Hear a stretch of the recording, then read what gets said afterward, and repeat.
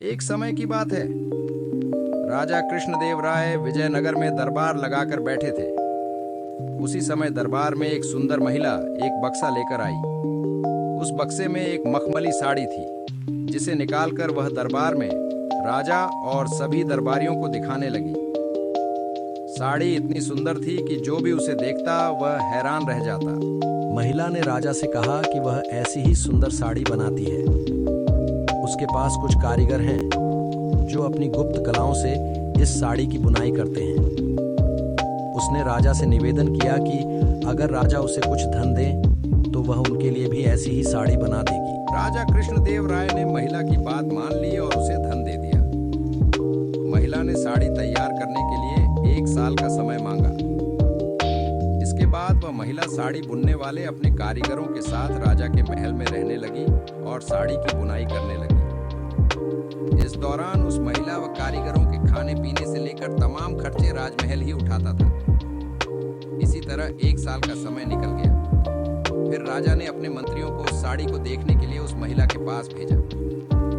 जब मंत्री कारीगर के पास गए तो वह देखकर हैरान रह गए। वहां 2 कारीगर बिना किसी धागे या कपड़े के कुछ बुन रहे थे।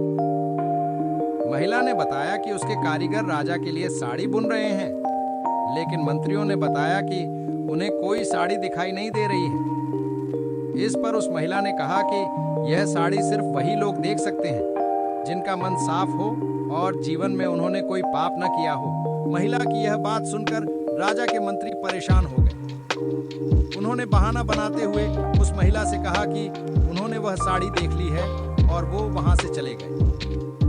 राजा के पास वापस आकर उन्होंने कहा कि वह साड़ी बहुत ही सुंदर है।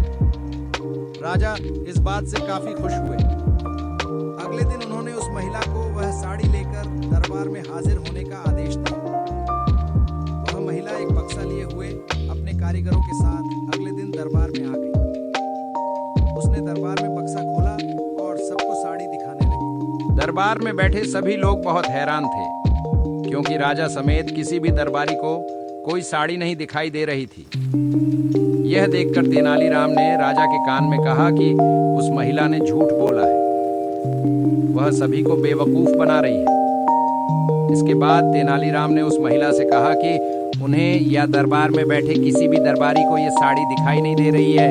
तेनालीराम की यह बात सुनकर महिला ने कहा कि यह साड़ी सिर्फ उसी को दिखाई देगी जिसका मन साफ होगा और उसने कोई पाप न किया हो। महिला की इस बात को सुनकर तेनालीराम के मन में एक योजना आई। उन्होंने उस महिला से कहा, राजा चाहते हैं कि तुम खुद उस साड़ी को पहनकर दरबार में आओ और सभी को वह साड़ी दिखाओ।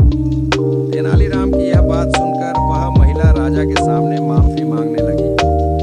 उसने राजा को सब सच सच बता दिया कि उसने कोई साड़ी नहीं बनाई है, वह सबको मूर्ख बना रही थी। महिला की बात सुनकर राजा को बहुत गुस्सा आया।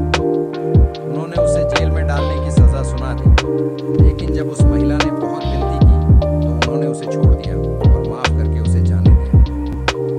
साथ ही राजा ने तेनालीराम